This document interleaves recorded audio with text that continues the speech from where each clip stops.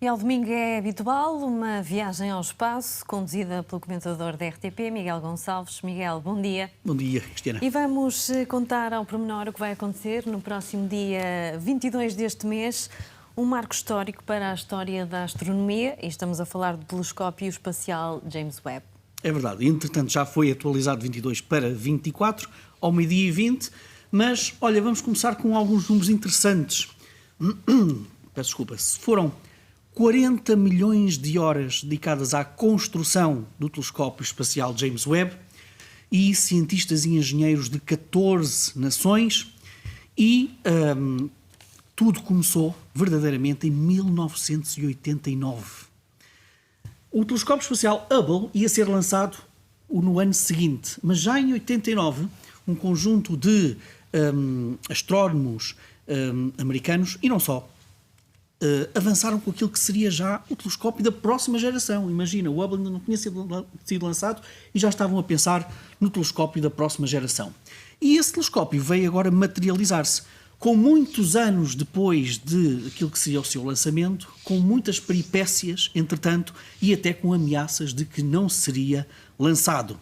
E ainda por cima com um custo que passou, imagina tu, dos 500 milhões de dólares em 89 para 9,7 mil milhões de dólares, que é o custo final. E é este cavalheiro que nós estamos a ver e que promete revolucionar a astronomia. Ele é muitas vezes indicado como o substituto ou até mesmo o sucessor do Hubble. São dois termos que, apesar de eu compreender, não são factualmente corretos. E vamos, se calhar, começar logo por aí, para estas comparações entre o Hubble e o James Webb. Em primeiro lugar, a localização. O Hubble está a cerca de 550 km de altitude, mais quilómetro, menos quilómetro. Este James Webb vai estar a 1,5 milhões de quilómetros de distância da Terra, naquilo que é chamado ponto Lagrange 2, que é um ponto de equilíbrio entre o sistema Terra-Sol, e vai andar a girar à volta desse ponto de equilíbrio, e temos um vídeo que permite mostrar tudo isso. Depois, o telescópio Hubble delicia-nos a todos porquê? Olha, porque olha o universo, sobretudo no comprimento de onda do visível, como os nossos olhos veem. E, portanto, temos uma afinidade até, sob esse ponto de vista, com o Hubble, apesar de ele também conseguir olhar um bocadinho pelo ultravioleta. O James Webb não. O James Webb vai olhar o universo no comprimento de onda do infravermelho.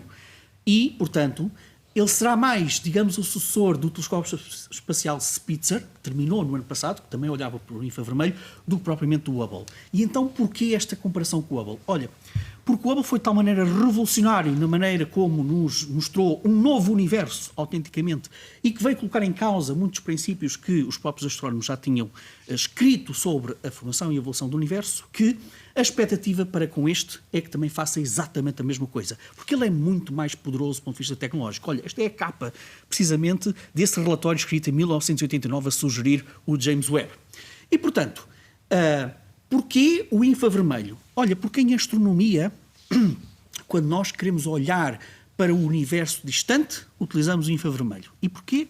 Porque à medida que o universo se expande, a luz que vem também das profundezas do universo e das profundezas do tempo é também esticada para comprimentos de onda maiores, mais compridos. Isso quer dizer que acontece aquilo que os astrónomos chamam o desvio para o vermelho. E, portanto, olhar para o universo primordial é, sobretudo, olhar com a ajuda do comprimento de onda do infravermelho. E este telescópio espacial James Webb, olha, enquanto que nós podemos dizer que o Hubble olhava para as galáxias crianças do universo, o James Webb tem a capacidade de olhar para as galáxias bebés. Ou seja, a capacidade de olhar para as primeiras galáxias, para as primeiras estrelas, depois dos primeiros 400 milhões após o Big Bang. O Hubble não chega a essa distância e, portanto, isso vai ser revolucionário porque perceber o ambiente, perceber como é que evoluíram as primeiras estrelas, as primeiras galáxias, é fundamental, Cristiana, para percebermos como é que é o universo que nós temos hoje. E, portanto, ele vai ser fundamental para isso. Depois, tem outras características que fazem dele um telescópio muito especial. O infravermelho também é a chamada energia térmica do universo. E, portanto, o James Webb precisa também de estar a 1,5 milhões de quilómetros, Cristiana, porque ele não pode ser minimamente aquecido. Ele vai estar afastado da Terra, porque a Terra pode contaminar com o seu calor a própria missão deste telescópio. Ele vai trabalhar a cerca de, muito próximo do zero absoluto. E, portanto, vai trabalhar ali por volta dos 233 graus negativos. É a essa temperatura que ele precisa de olhar o universo mais longínquo, os objetos também mais frios que nós conhecemos no universo. Outra especificidade deste James Webb extraordinária é que neste infravermelho ele também vai conseguir olhar para zonas poeirentas, para ver além da poeira.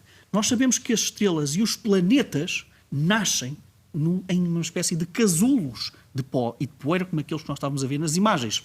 E, portanto, é preciso umas lentes especiais, ou seja, é preciso ter um comprimento de onda especial para olharmos para lá dessa poeira. E o James Webb vai ver também, precisamente, o que está autenticamente a intimidade da materialidade das estrelas e de planetas. Uma outra valência deste telescópio que os astrónomos adoram. Quando olhamos para a atmosfera de exoplanetas, nós ainda não conhecemos nenhum exoplaneta que tenha sido olhado pelo comprimento de onda do infravermelho. E é um comprimento de onda também muito especial porque, quando nós olhamos para atmosferas, por exemplo, que têm carbono, e carbono associado com outros elementos químicos, a presença do carbono denuncia-se muito mais no infravermelho. E, Cristiana, o carbono é a base da vida que nós conhecemos aqui na Terra. E, portanto, os astrónomos que estudam a evolução da vida e também a evolução dos planetas estão muito curiosos com o lançamento deste telescópio porque pode ser a ferramenta fundamental para percebermos se existem aquilo que chamam as assinaturas biológicas em atmosferas de planetas distantes do nosso. E olha, as imagens estavam a mostrar, estas imagens estão a mostrar aquilo que, eu confesso que eu vou estar autenticamente a roer as unhas a quando do lançamento, que eu repito que é na sexta-feira, dia 24, portanto é a melhor prenda de Natal para os astrónomos, ao meio-dia e 20, hora de Portugal continental, e vou estar a roer as unhas e explico porquê. Porque este telescópio espacial é muito grande. Na altura, em 2000, quando foi decidido qual é que era o foguetão que ia ser utilizado para pôr este telescópio em órbita, só havia um lançador grande para ter este telescópio, que é o Ariane 5 da Agência Espacial Europeia. Mas mesmo assim, o telescópio é maior do que o próprio porão de carga do foguetão. E então o que é que vai acontecer? Este telescópio é quase uma peça de origami. Ele vai estar todo encolhido dentro do foguetão e depois, à medida que começa a sua viagem para o ponto onde estará, vai decorrer um mês essa viagem, ele aos poucos vai-se desdobrando como uma peça de origami até esta dimensão que nós estamos a ver. O Hubble tem 2,1 metros de diâmetro no seu telescópio, no seu espelho principal. O James Webb tem 6,5 metros. Cristiana, o tamanho importa no que diz respeito à astronomia, o que faz com que a área de recolha de luz deste James Webb é muito maior que o próprio Hubble. Mas o facto de ser tão grande e o facto de ser uma peça de origami cria aqui uma grande preocupação para os próprios engenheiros. Olha, são os próprios engenheiros da NASA que dizem que há cerca de 344 pontos de tensão à medida que este telescópio se for desdobrando. Isto quer dizer que tem que correr tudo bem à medida que se for desdobrando para que este telescópio espacial esteja funcional. Desde o protetor, a camada de proteção do Sol, as antenas, as objetivas, portanto, tem tudo funcionar em harmonia nestes 344 pontos para que este telescópio funcione. E já agora, nós vimos esta camada amarela neste telescópio. É verdade, aquilo é ouro mesmo, mas não se pense que temos ali uma fortuna em ouro. Não, nós estamos a falar de um vapor de ouro que tem a espessura de nanómetros. Portanto, é muito pequenininha. E porquê? Porque o ouro é um elemento muito refletor. Muito refletor. E, portanto, é fundamental também para o telescópio funcionar em condições. E, olha, este telescópio espacial são cerca de 18 componentes hexagonais, como nós estamos a ver, e como podes imaginar, aquilo tem que estar muito bem alinhado para que possa captar melhor a luz. E isto é absolutamente notável do ponto de vista tecnológico.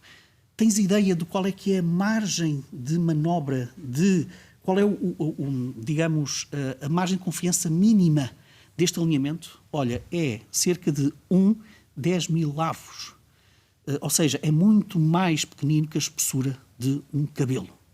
E, portanto, tudo isto é uma proeza tecnológica. E para aquelas pessoas que estão lá em casa e muito bem perguntam por que razão é que se gasta tanto dinheiro a dar esta prenda aos astrónomos? Qual é que é a utilidade que isto tem para nós? Olha, diz-nos a história da evolução da tecnologia que estas inovações feitas em telescópios, em naves espaciais, o que quer que seja, têm repercussões na Terra. Este telescópio espacial que vai ser lançado na sexta-feira é de tal maneira tecnologicamente avançado no alinhamento dos seus espelhos, no alinhamento de tudo mais alguma coisa, na sua própria câmara, que neste momento na Terra estas técnicas já estão a ser aplicadas, por exemplo, na indústria médica, por exemplo, na indústria óptica, em que esta tecnologia revolucionária de análise de imagem é utilizada hoje em dia pela indústria óptica para analisar muito melhor a forma do nosso olho humano.